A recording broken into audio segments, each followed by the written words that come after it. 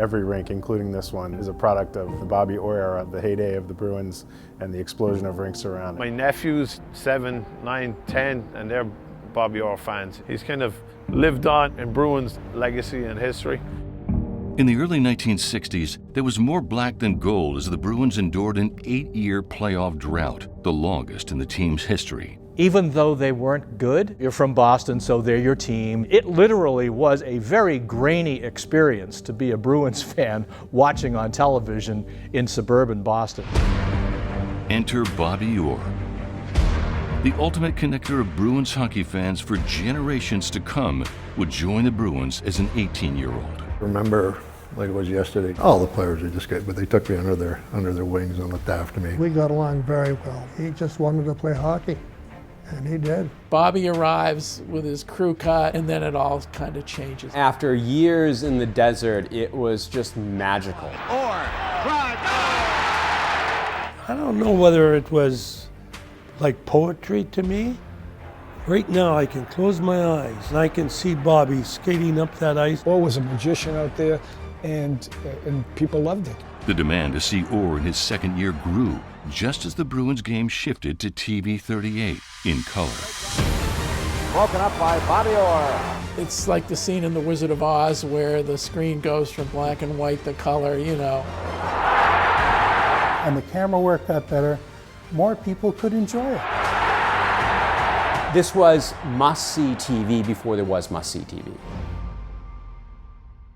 Future generations of players would watch the Bruins in color, but the picture was something you still had to work for. I was probably the one that was asked to get up and adjust the rabbit ears. I remember my father saying, "Get up and fix the antenna." We met at the classroom or the recess area. We just talked about the Bruins. Everybody was dialed into the game, and then it was the first thing you'd talk about at the bus stop. Talking about it in when stuff, and then we'd be talking about it when we'd be playing hockey. Take a look at that on the replay. There's Bobby Orr. Kids were actually forming parties every week. Whose house are we going to watch the game this Saturday? By 1968, the drought ended as the Bruins started a 30-year playoff streak on the backs of Bobby and star center Phil Esposito. Esposito pulls the trigger. Oh! This formidable group would forever be known as Bobby Orr and the Big Bad Bruins, after a 1969 book by the same name. And with more games on TV, the desire for tickets was off the charts. This People's Park, with its instant housing, was constructed with one thing in mind: to keep comfortable for the long wait for the Bruins tickets in the Stanley Cup playoffs. Trying to get to sleep at night, but it's a little bit too cold. But you look out the window and you see these lights saying, what are these people doing? You took off work today to come down here. Right. Whatever it is that we were doing, they appreciated it and they responded. What's the boss going to say? I hope they're watching another channel. And Canadians change on the fly. The impact of Orr generated another spike, Here comes Bobby Orr. but on a much larger scale. Indoor rinks built by the Commonwealth jumped over 200%. By '66, Orr and the Big Bad Bruins boosted greater interest in rink development between 128 and 495 and youth development. I can go to Reading, Stoneham, Medford, Malden, Everett, all in less than 10 minutes. I got 5 rinks I could go to. If it wasn't for Bobby Orr, you wouldn't have that. And they're still in use today. Youth hockey programs increased over 300%. A hockey renaissance was underway across Massachusetts. The explosion of youth hockey in this area is absolutely numbing to the mind. It's every kid on the block has a stick. I dropped everything to put skates on. I mean, that's how big it was. Everybody growing up in that era can always say it was because of the Big Bad Bruins that they got involved in ice hockey. And it wasn't just boys hockey. Then you had teams like the Massport Jets, the women's team from East Boston. Well, they were every bit as inspired by Bobby as the rest of us were. Bobby Orr was trying to help us with girls hockey. He really believed in us. It seemed like everybody was watching the Bruins, playing ice hockey or street hockey. Street hockey was everywhere. We wanted to have our big bad neighborhood hockey team because you want to be like the Bruins. That's how it became a big booming town, hockey town. Fans connected directly with players. In 1969, WSBK created the 7th Player Award that was decided by fan voting. Fred Stanfield. Fan clubs developed for individual Bruins, and the players were the recipients of the fans' generosity. Thanks to the people in Boston, my wife and I were able to enjoy a 2-week trip to the French Riviera. And thanks to all the fans in Boston, the boat they gave me. Fans connected to the whole team. Who's your favorite Bruin? Fred Stanfield. Phil Esposito. Bobby Orr's fantastic. What can I say? Well, I like that Bobby Orr, so cute. Well, I like Bobby Orr. Derek Sanderson. And why? I think he's a good hustler. Is that the only reason? Well, he's nice. Bruins mania was in full bloom. Going to be in good shape physically for the Cups? I gotta get my bonus. I need the money. Though Derek Sanderson was the Bruins' third-line center, he was at the center of Boston's media spotlight. And what was cool about the Bruins were, you had people like Derek Sanderson. They would grow their hair longer. And this was kind of the youth revolution that was taking place. It was just incredible. They could walk anywhere they want. They were gods. They really were. Off the chart. Everywhere you went. I never bought a meal. I never paid for gas. Everyone under 30 could relate to the Bruins. You could be at A&P back then, and you see them in line. Heck, you could party with the Bruins if you were old enough. I mean, it was a magical time to be in Boston. The players loved the fans. It was a two-way deal. Bruins mania hit a crescendo with the 1970 Stanley Cup final. Westfall rolled it in front, Sanderson. Orr's OT goal in Game 4 was the piece de resistance to the Renaissance. Bobby Orr scores, and the Boston Bruins have won the Stanley Cup. Great.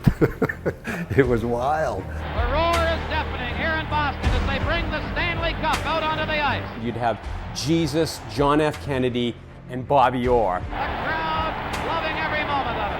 I mean, that was the holy trinity here in New England. It's so great. I don't know what to say. This team, unbelievable. I'm very proud to say I was there, I walked out onto Causeway Street. A mass of people, cars honking their horns. The next day, everybody wanted the photograph of the Orr goal that was in the Boston Record American. When you open up the broadsheet, the whole center was a picture of Orr. He actually looks like he's flying. I think I bought 10 newspapers. I didn't know how he could fly that high in the air and stay up there. We'd all try to imitate that sometimes in pond hockey, and we were getting hurt.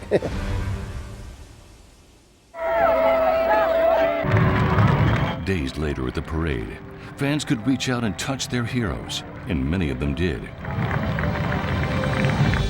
That was a zoo. We each had convertibles, and down the road we went, and all of a sudden there was a swarm of people. It was jam. It was so much fun. But the fans were great. I mean, they were excited. We were excited, and we obviously had a wonderful time. You meet a lot of people in those things, especially if you had 3 or 4 beers. Some lady got excited and she wanted to shake my hand, but then she got a hold of my tie, and the car's moving and she's standing. And I thought I'm going to die right here in the parade. I'm in one car with John Adam, third goalie, Billy Spear, myself. Nice, easy ride. Nobody's going to bother us at all. And then Bobby jumped in. And all we did was just throw people off the car. People were grabbing them, and they finally made it to the City Hall, and they had the celebration up there. The Bruins are #1. To the greatest hockey fans in the world, God bless, thank you.